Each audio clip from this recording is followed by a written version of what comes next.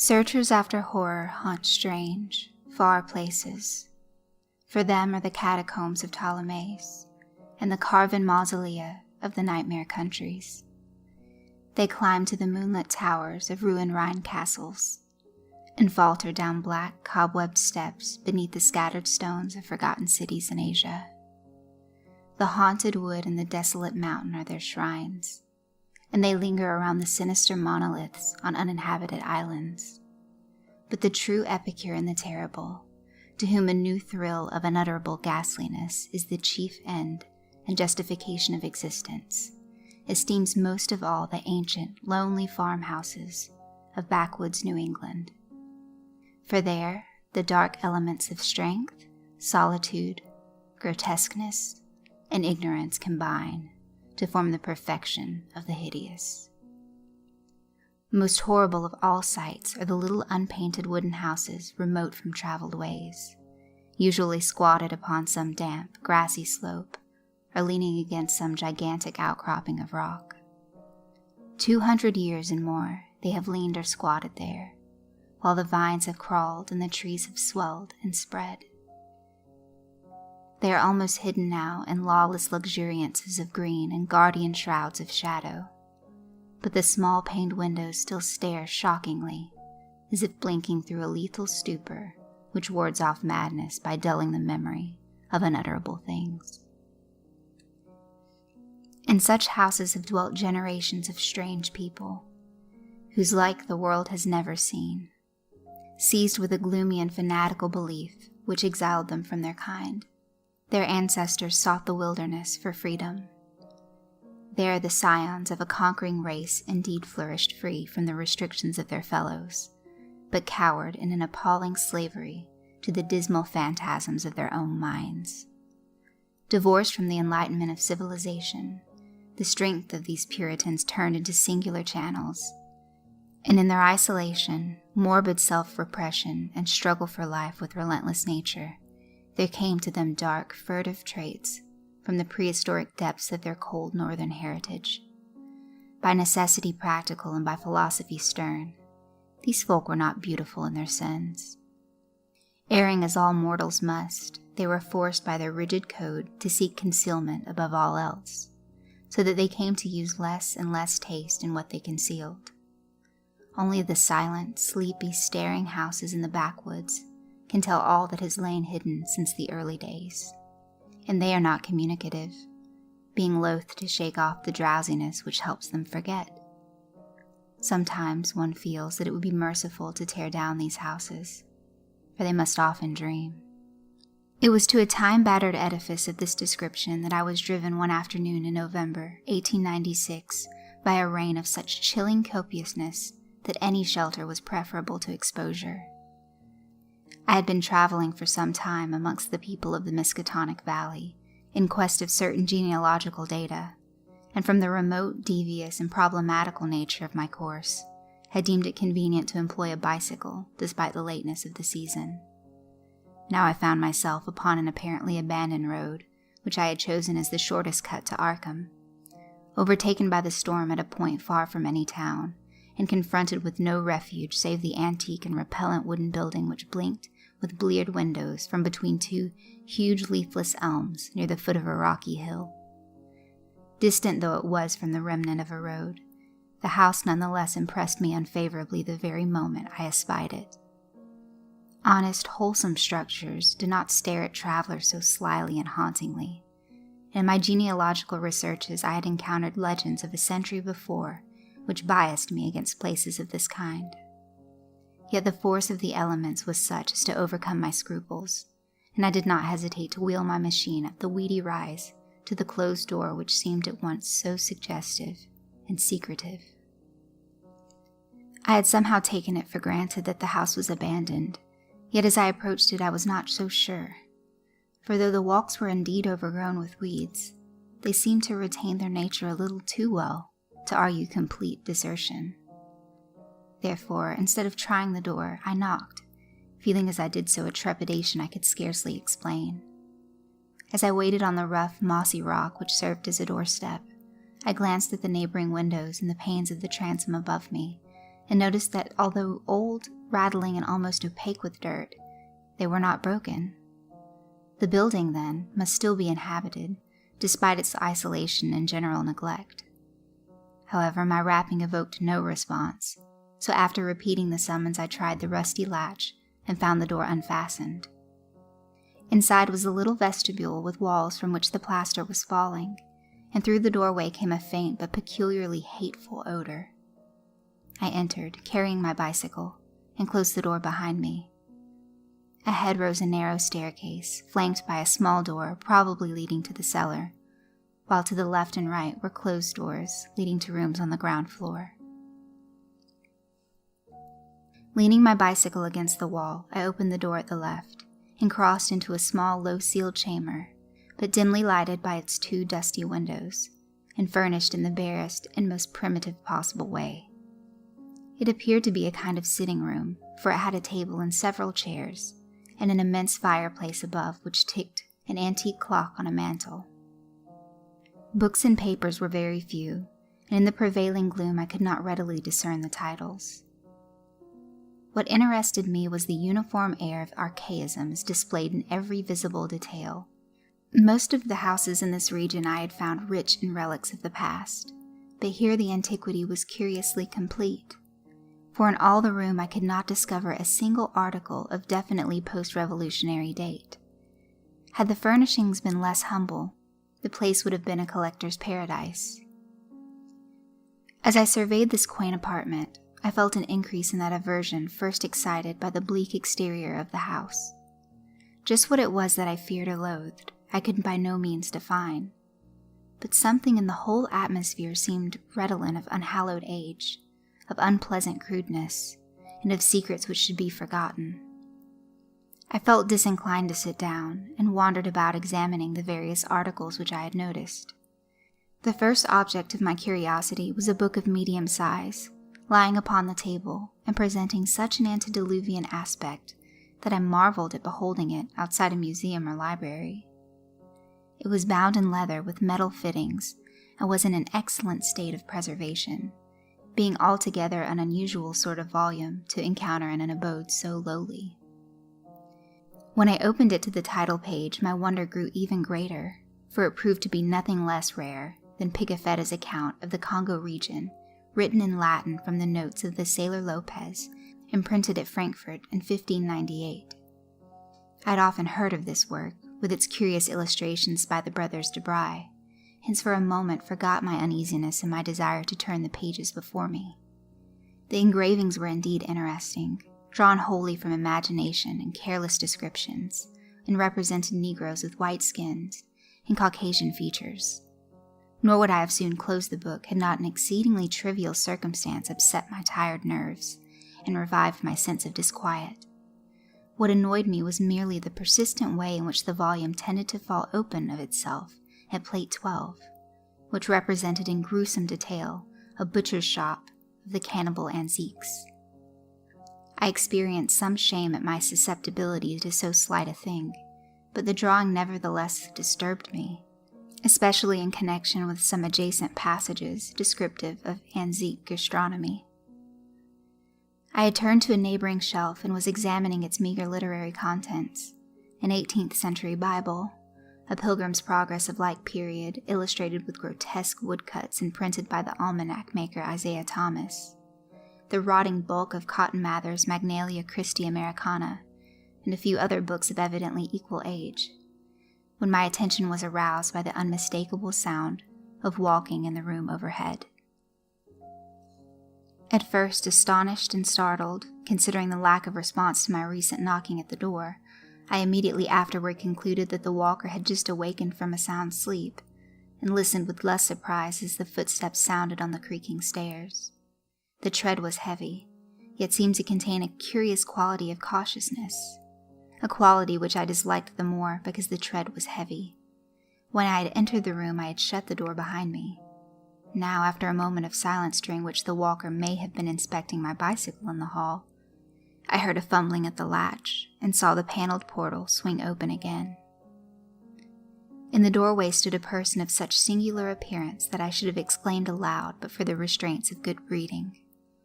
Old, white-bearded, and ragged, my host possessed a countenance and physique which inspired equal wonder and respect.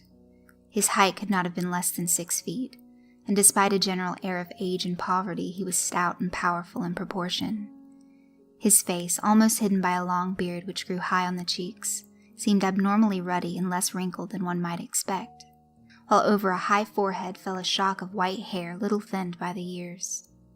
His blue eyes, though a trifle bloodshot, seemed inexplicably keen and burning. Before his horrible unkemptness, the man would have been as distinguished-looking as he was impressive. This unkemptness, however, made him offensive despite his face and figure. Of what his clothing consisted I could hardly tell, for it seemed to me no more than a mass of tatters surmounting a pair of high, heavy boots, and his lack of cleanliness surpassed description. The appearance of this man, and the instinctive fear he inspired, prepared me for something like enmity, so that I almost shuddered through surprise and a sense of uncanny incongruity when he motioned me to a chair and addressed me in a thin, weak voice full of fawning respect and ingratiating hospitality.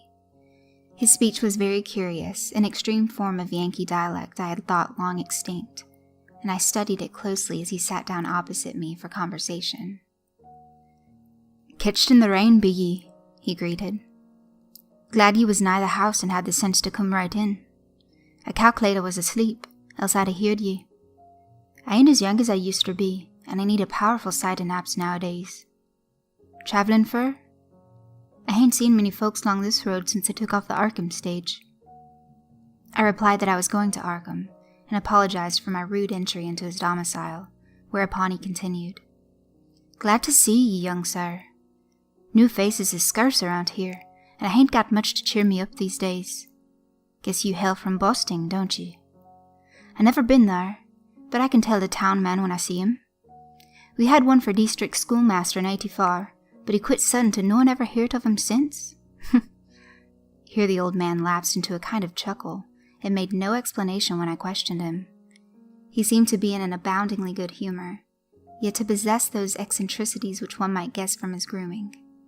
For some time he rambled on with an almost feverish geniality, when it struck me to ask him how he came by so rare a book as Pigafetta's Regnum Congo. The effect of this volume had not left me, and I felt a certain hesitancy in speaking of it, but curiosity overmastered all the vague fears which had steadily accumulated since my first glimpse of the house. To my relief, the question did not seem an awkward one, for the old man answered freely and volubly. "Oh, that Africky book. Captain Ebenezer Holt traded me that in '68. Him as was killed in the war." Something about the name of Ebenezer Holt caused me to look up sharply. I had encountered it in my genealogical work, but not any record since the Revolution. I wondered if my host could help me in the task at which I was laboring, and resolved to ask him about it later on. He continued. "Ebenezer was on a Salem merchantman for years, and picked up a sight of queer stuff in every port. He got this in London, I guess. He used to like to buy things at the shops. I was up to his house once, on the hill, trading horses, when I see this book. I relished the pictures, so I give it in on a swap. 'Tis a queer book. Here, leave me get on my spectacles." The old man fumbled among his rags, producing a pair of dirty and amazingly antique glasses with small octagonal lenses and steel bows. Donning these, he reached for the volume on the table and turned the pages lovingly. "Ebenezer could read a little of this. 'Tis Latin, but I can't. I had 2 or 3 schoolmasters read me a bit, and Passon Clark, him they say got drowned in the pond. Can you make anything out in it?"